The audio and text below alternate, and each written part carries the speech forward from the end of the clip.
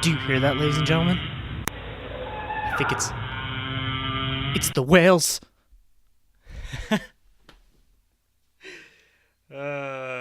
What's going on, everyone? It's Emperor Palpameme, and I wanted to make this video about the new mod system, mod management, slicing mods, kind of showing how to do all that, explaining what's going on, what's happening in this. Mods are very confusing to someone who's just starting out in the game. They look, what are these mods? Like, what do we do? You know, there's squares and arrows and triangles, and it's like you're going back to kindergarten and you don't know what shape goes in what place on that wooden cube. Because you know what I'm talking about, right?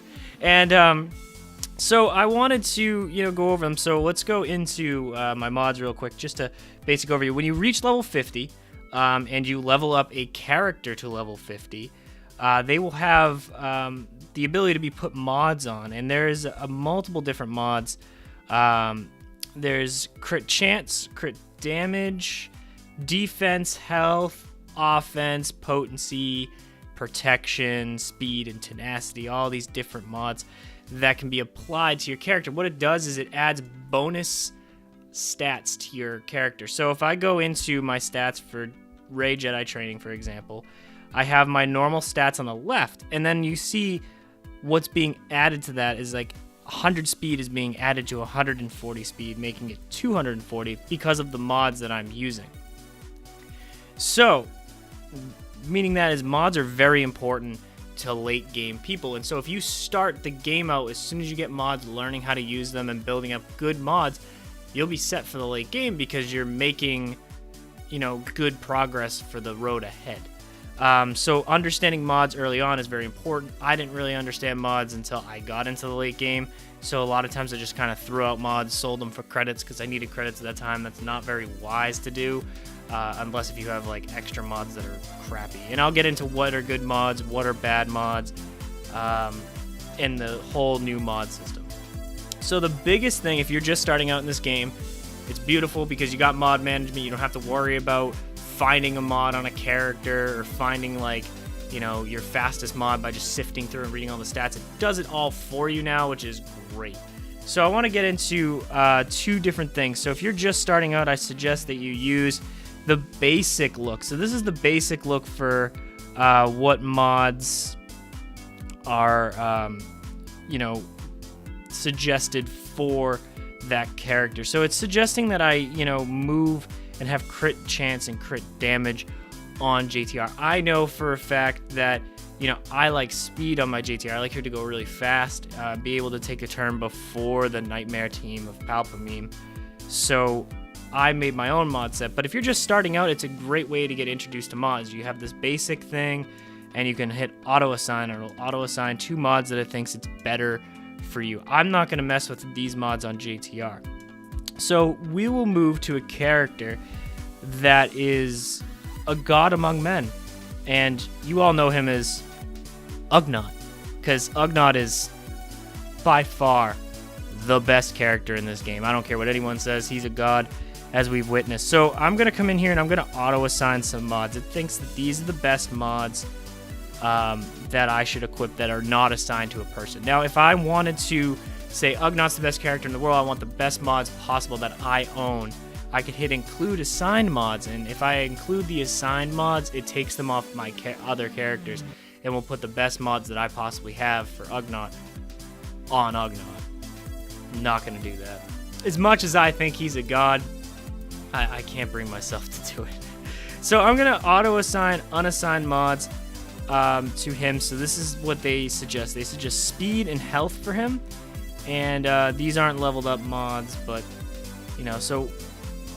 but that negates the point. This is what they best suggest. So I would go in and I would level up these mods to level 15, and we'll move on to that. So the other view you can do on mods is the advanced view, which I think is once you get into late game and you understand mods, you should really move into the advanced view because it could give you so much better stuff. So the advanced view will show on the left hand side, like you guys can see, all of the mods that you have equipped to people and not equipped to people. If they are equipped to people, you can see that their little icon is next. So right here is the best potency mod I have.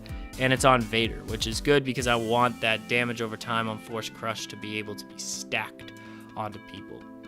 So say if GTR, I wanted to follow what it told me, and I wanted to put crit damage on. So I would just sort crit damage, and it would put the highest tier mod that I have that has the most crit damage first.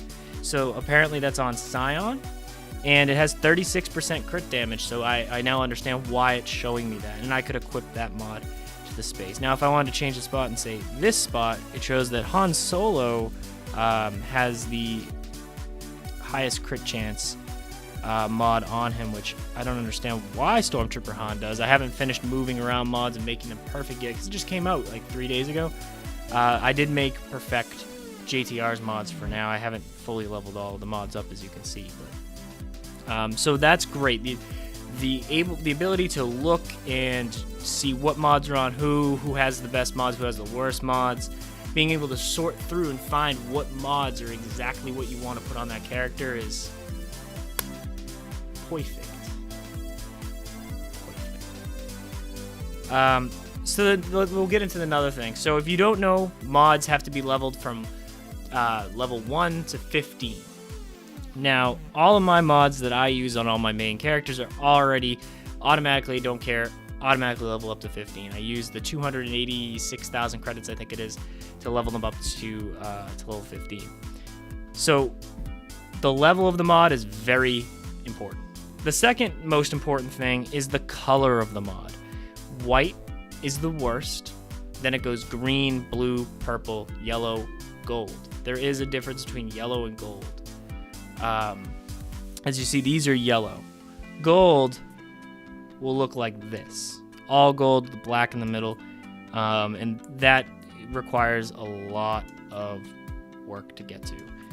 And earlier, as we started the video, I made the little whale joke. That's because I'll get into what a whale is, because some new players don't probably know what a whale was. I didn't until I started playing this game, and all my friends started calling me a whale because of how much money I've spent on this game. But moving on, the color, going back to the color, is very important. So as you can see, I have one blue mod. So I have to slice the mod, is what they're calling it. So it requires these mod slicing pieces. This is the Mark 1 Power Flow Control Chip. It's like farming gear for a character, but it's for your mods. So I'm going to actually farm what I need here. And let's see, farm 3, and I got 3, which is actually pretty good. And I don't know if I have enough crystals to refresh. I do, so I'm just going to finish that off. Perfect, I have enough. So I'm going to slice this mod. It's going to turn from blue to purple. Boom. And so now all my GTR mods are either purple or yellow, which is perfect. So the ideal goal is to get them to that gold mod slot, which is the 6-dot mods, which are brand new to the game. So we've only had 5-dot mods, yellow. We've never had 6-dot gold mods, which are pretty big. They do add significant speed. I think if I, for example, if I leveled up this mod, it would go up 11 speed, which is insane. It's so 11 speeds. Picture if I got 11 speed on all of these mods. So there's 6, so I'd get 66 more speed just from leveling them up. But it is at a costly rate. It is very expensive to do so. So leveling up to the 6-dot mods, the reason it's so expensive is because of these gold pieces right here. I only have 5 right now. So there's a couple ways you can get it. Money. Oh, you can spend more money. Guild currency, but the guild currency only gives you 3, and you need 20. So if you're just spending guild currency, and you only do so many raids a week, say you can buy like maybe 1 a day. 20 divided by 3, rounded up to 21, is 7 days. It would take you a week if you're getting 3 pieces every day. It'd take you a week. Or you can spend more money, or, ooh, look at that, even more money. So if I were to buy all this, that would cost me, well, 20 bucks there, 20 bucks there, so that's 40, plus another 25, so that's 65, and another, rounded up to 70 because of tax. 65 and 70 is 135, if I did that math correctly. That's $135 just to get, I would get 20, so I would get enough to do 1 mod. That would give me 80, so enough to give me to do 4 mods. So now I can level up 4, so that's 5, 6, 7. So if I spend $135, I can mod a whole set to 6 dots. $135 to mod it to 6 dots. That's 1 character, 1 set for 1 character. $135. So you can understand why they're calling this whale season. So gonna backtrack a little. A whale is someone who spends all their money on this game, or any game in particular. So it doesn't have to just be this game for whales. It could be any game. You know, it could be, you know, Castle Crashers, even though they don't have microtransactions. It could be Candy Crush. There's whales on Candy Crush. There's people who have no patience to wait for energy. There's whales on Candy Crush. That's sad. But anyways, there's a huge whale. The whales definitely fund this game single-handedly. There's one guy who spent like tens upon tens of thousands of dollars in this game. I've only spent $1,800. That sounds like a lot of money, but compared to a lot of the whales out there, it doesn't cut it. They spend a lot of money on this game.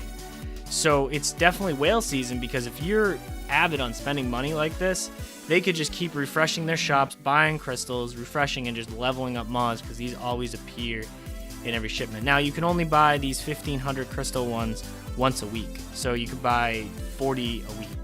So that's, you know, that's 2 mods a week.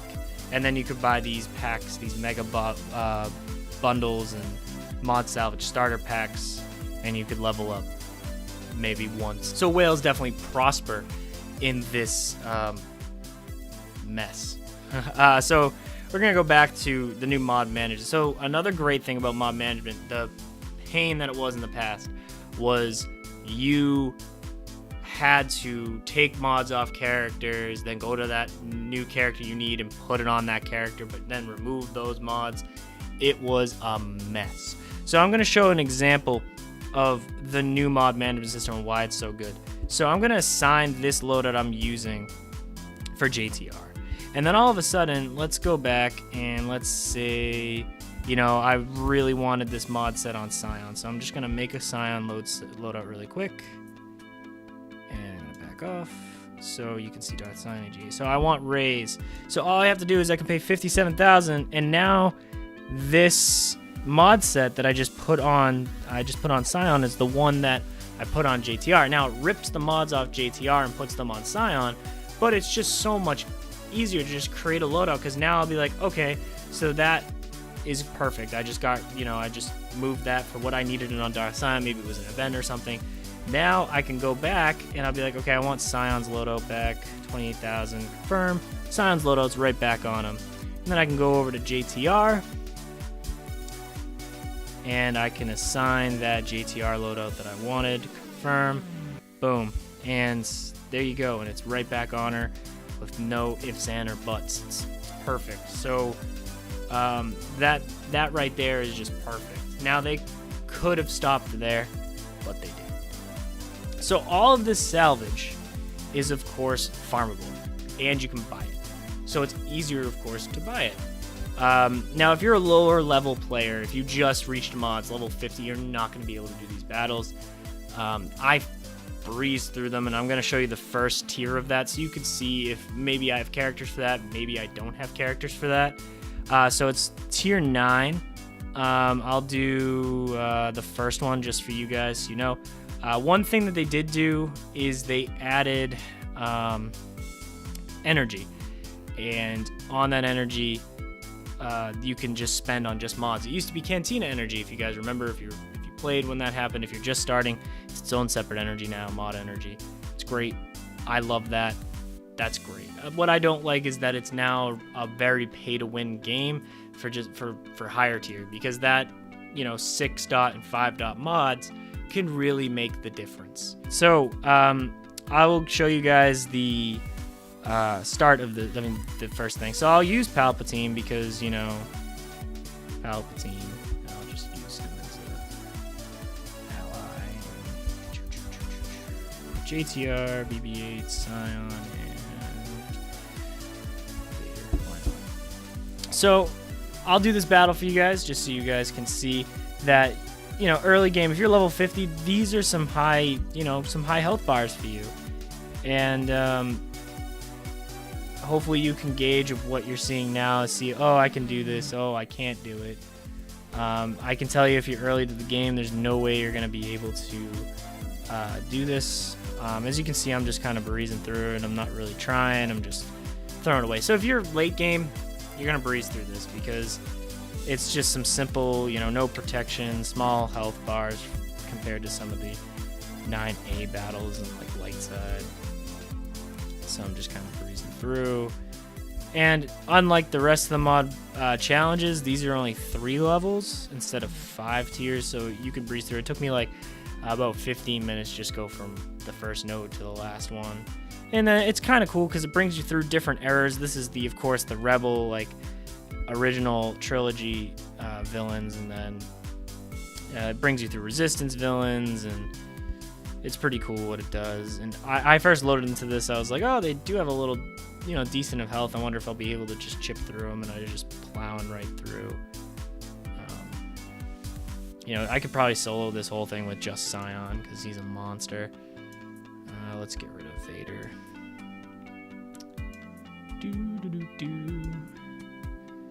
Plowing through, plowing through. And down goes everyone. So 3 stars, you know, you can sim it, which is great. The refresh is only 50 crystals, which means you can refresh 3 times, and then it'll go to 100 crystals. Twice on 100 will go to 200, and so on and so on and so on, which is, you know, perfect. So it's like normal energy. It's not like Canteen energy where it's 100 right off the bat, or the new ship energy, which is right off 100 right off the bat. All right, guys, that pretty much concludes today's video about, you know, mod management, kind of a basic overview of what the new mod system is like, how the mod management is. If you guys have any questions, you know, drop some comments below. Go on the Discord channel. I always try to respond to people. Make suggestions for Ugnaught versus the world, even though he hasn't been doing so hot recently. I was going to do the ground war video, like I said. I brought Ugnaught into it. He died in the 2nd stage, so I was like, you know, if he made it like to at least like nuke Gunray, I would have been like, oh, okay, I'll do that and make a little funny video out of it. But it was where he literally like went in the 2nd battle. They took 1 turn and he died, and I was like, oh, well, that kind of ruins it. So, as always, guys, come back, watch my videos, wait till I get better lighting and my camera back, so I'm not using a webcam, which you could definitely tell. Look how fuzzy it is. And more stuff on the back wall. Anyways, guys,